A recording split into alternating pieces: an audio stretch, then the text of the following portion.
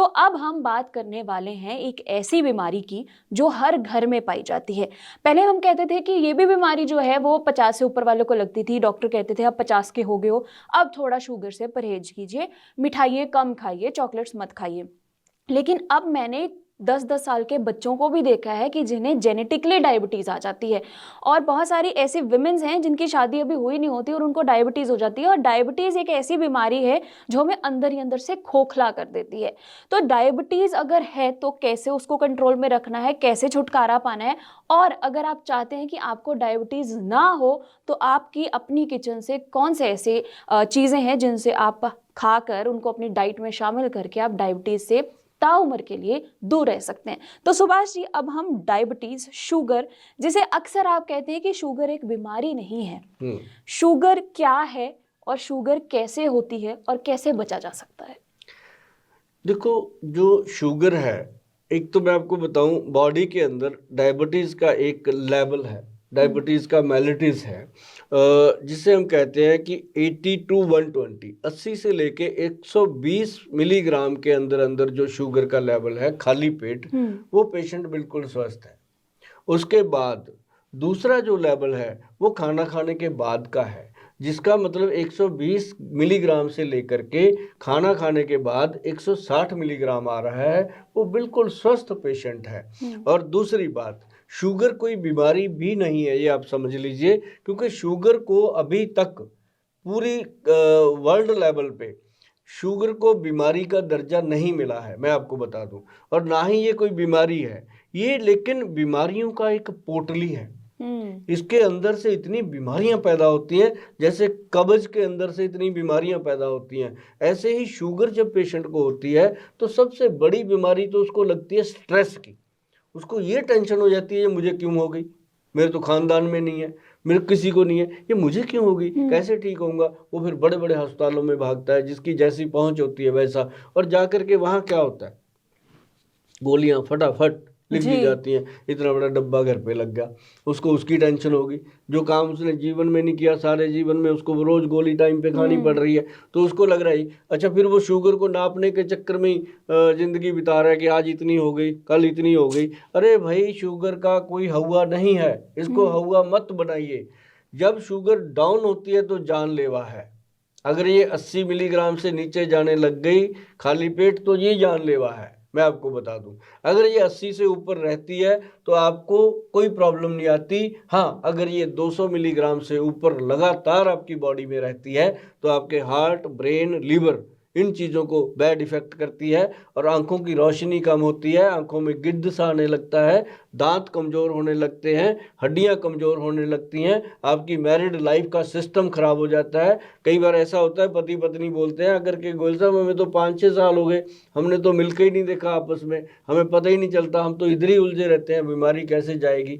तो ये वीक कर देती है अंदर से। मतलब शुगर जो है वो एक दीमक का दूसरा नाम है। जैसे लकड़ी को दीमक लग जाता है, बाहर से तो लकड़ी बड़ी सुंदर लगती है, अंदर से खोखली हो जाती है, उसके अंदर मट्टी भर जाती है। ऐसे ही अपने शरीर के अंदर शुगर जब हो जाता है रोग, तो ये अंदर से शरीर को चूस देता है, हड्डियों को कमज़ोर कर देता है। उससे बचने के लिए आपकी रसोई में बहुत बड़ी चीज़ें पड़ी हुई हैं, उनको आप डेफिनेटली आजमाइए।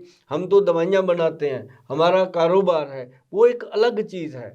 वो हमारे बच्चों का पालन पोषण करने के लिए आप बहुत कुछ करते होता रहेगा, लेकिन अपनी रसोई के अंदर थोड़ा सा ठीक कर लो। जहां पे आपने चीनी रखी हुई है ना सफेद रंग की, उसको हटा दो, शक्कर रख लो, गुड़ रख लो, या देसी बूरा खंड रख लो।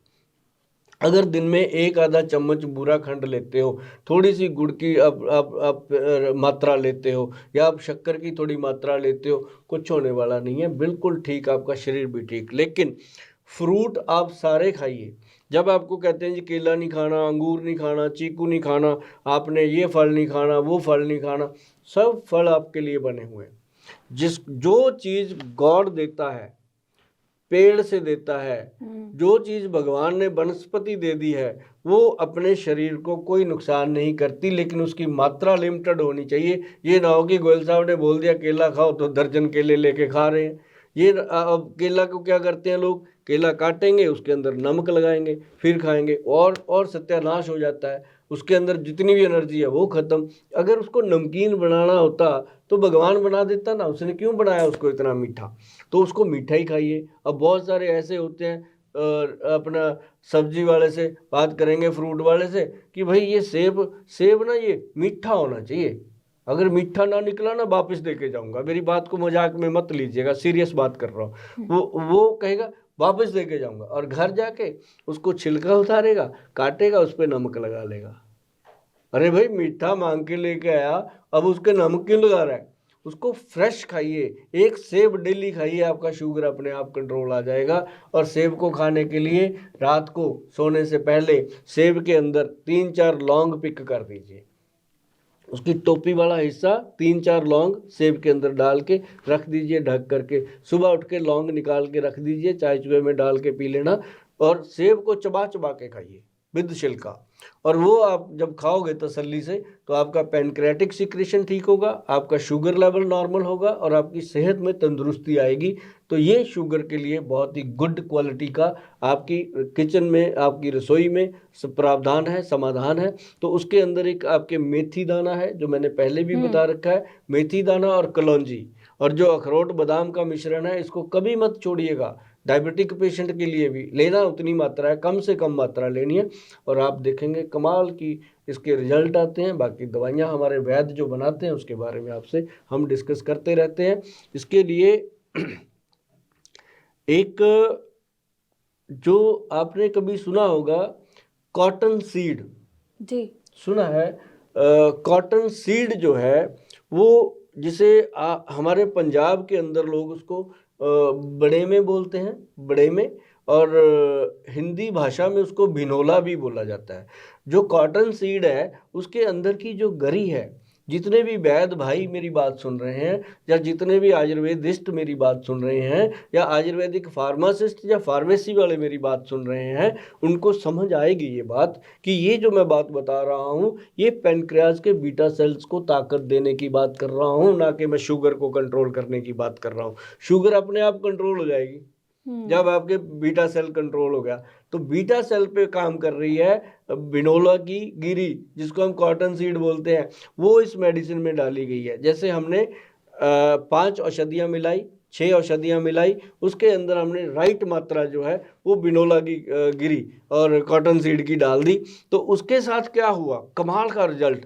पहले हमने क्या किया, पेशेंट को 2 कैप्सूल सुबह, 2 दोपहर को और 2 रात को दे दिए।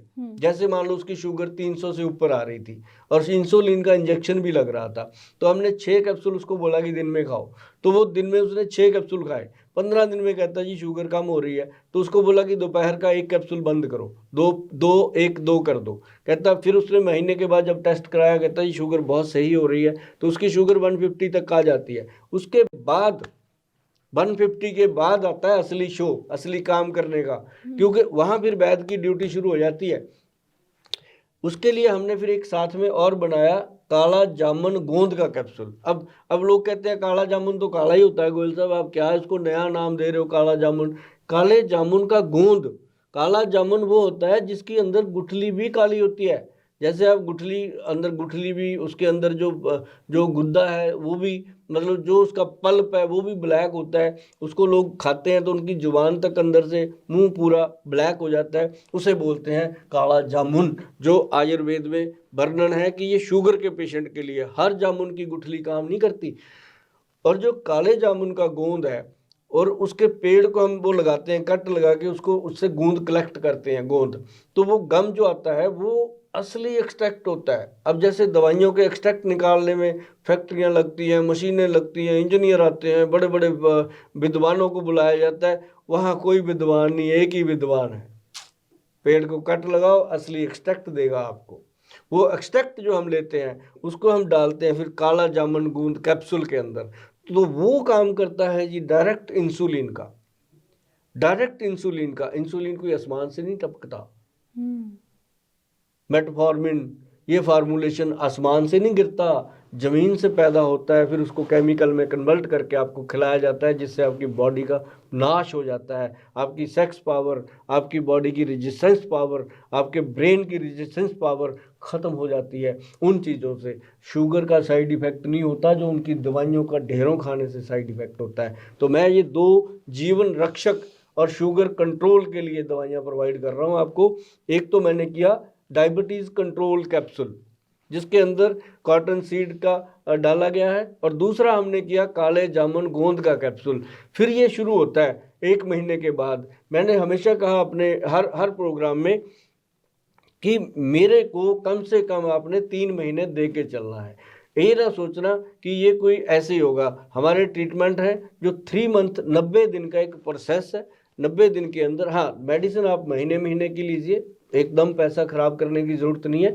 1-1 महीने की मेडिसिन लीजिए और 1 महीने में आपको ये पता चल जाएगा कि ये औषधि हमें अपनी बीमारी से बाहर निकाल सकती है। और जो छोटी-छोटी चीज़ें मैं किचन में बताता हूँ वो कीजिए। और जैसे नाभि में तेल लगाइए, आपकी नाभि है उसमें तेल लगाइए, और दूसरा ऐसे सरसों का तेल लीजिए, कान में इधर लगा दीजिए, इधर लगा दीजिए, ऐसे नाक में घुसेड़ लीजिए। रात को सोने से पहले नींद फर्स्ट क्लास आएगी। और दूसरी चीज़, नाभि में तेल जो लगाते हैं उसको, तेल को, सरसों के तेल को यहाँ लगाना है, ये उंगलियों के नाखून के अंदर ऐसे कटोरी में डबो दीजिए तेल के अंदर। तो इसको फिर ऐसे करना, और 15 मिनट के बाद आप देखना कि आपके शरीर में कितनी एनर्जी आती है। मतलब अभी मैं कर रहा हूँ ना, तो मुझे इतना करने से ही एनर्जी आ रही है। अगर आप तेल लगा के करोगे तो आपको पॉइंट्स सारे एक्टिव हो जाते हैं। मतलब मेरा प्रेशर आपके ऊपर सिर्फ इतना है कि आप एलोपैथिक दवाइयों से बाहर आएंगे। जरूरत होगी तो लेंगे, एलोपैथिक हमारा कोई दुश्मन नहीं है, एलोपैथी की जरूरत भी पड़ती है, लेकिन ये नहीं होता कि हम ढेरों दवाइयाँ खाते रहें। थोड़ा सा भरोसा आपको अपनी रसोई के अंदर और आयुर्वेद के अंदर, और जो मैंने आज 2 चीज़ें आपको बताई हैं, कॉटन सीड और काले जामुन का गोंद, इसके ऊपर हमें हरियाणा गवर्नमेंट ने पूरी तरह से अप्रूव किया।